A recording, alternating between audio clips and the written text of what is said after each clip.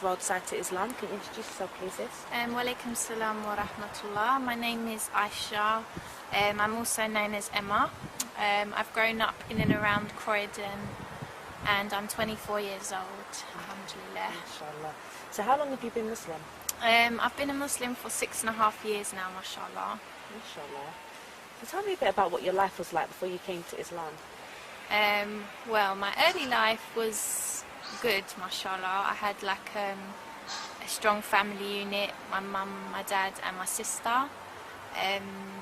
Up until I was about 12, you know, things were good. You know, we had a home. We didn't grow up in like a rough estate or anything like that. My parents worked hard as well to, you know, provide for us.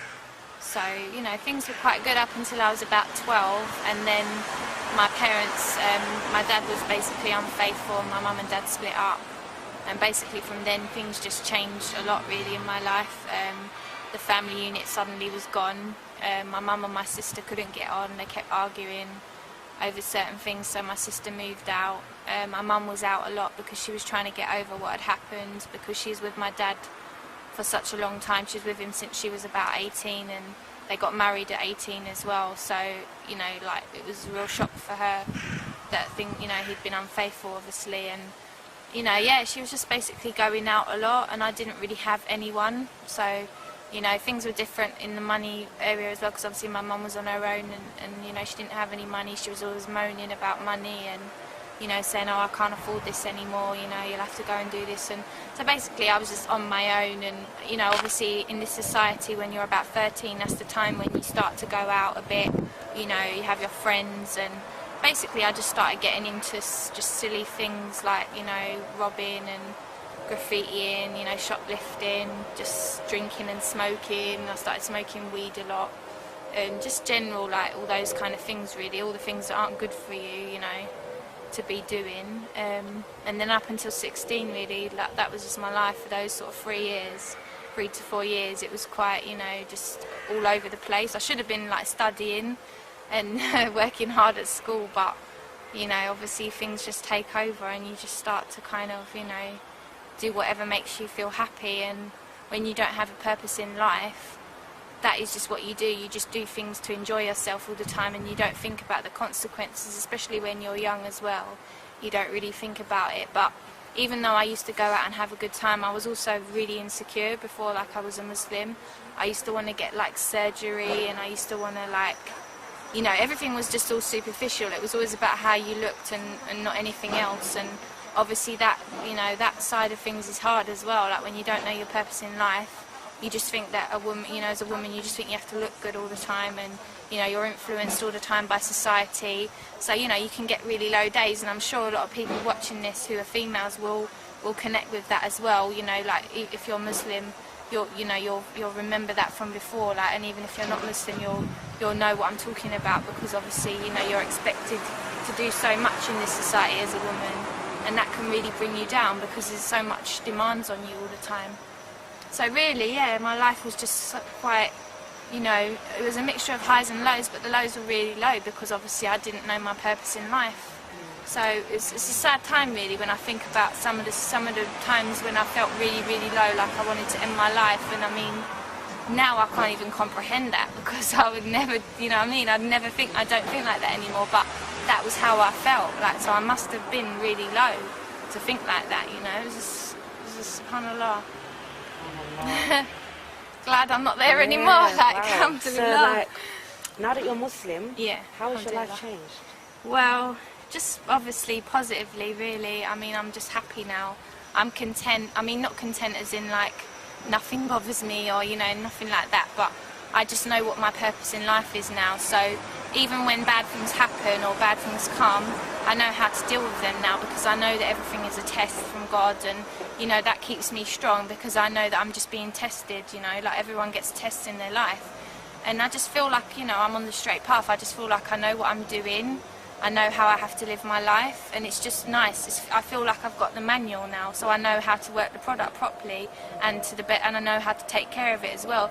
Before, you know, I wasn't taking care of the product and I didn't know the manual.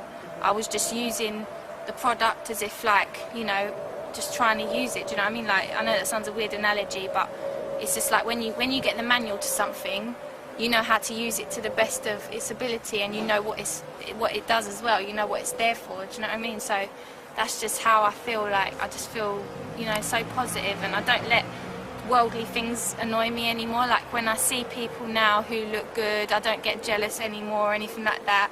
I just think, you know what, if that's what they enjoy, that's what they enjoy. You know, I am who I am. God made me the way I am, and I'm just pleased. You know, like I'm happy for everything that He gives me. So it's just made me so much, you know, so much more humble and grateful just for things. It just generally makes you a better person, really. It just generally makes you a better person, and obviously you just know your purpose as well, which is beautiful. So, alhamdulillah. MashaAllah, tabarakallah. So what advice then would you give to the youths out on the streets? Well, obviously, you know, I grew up in and around Croydon, and you know, I was always sort of in and out of South London because I had friends, you know, in South London, and obviously everyone's sort of seeing what's been happening sort of over the past, well, to be honest, it's been happening for a while, but it's got quite bad over the past sort of 5 years, all the knife crime and the gun crime. But I mean, just regardless of that as well, I just advise people in general just to try and think for themselves, because I just think a lot of the time young people don't think for themselves. They're always just thinking about what their friends are doing, or what other people are doing in society, or what that rap star's doing, or what that pop star's doing. Just like try and forget about people sometimes, and think about yourself, and think about what you're doing with your life, where you want it to go, you know, because like a lot of the time silly things happen because people don't think enough. They just don't think, and I just think people need to really just you know, wise up. You know, there used to be a show called Wise Up. I think people need to wise up and just start thinking about what they are doing. What are they doing every day?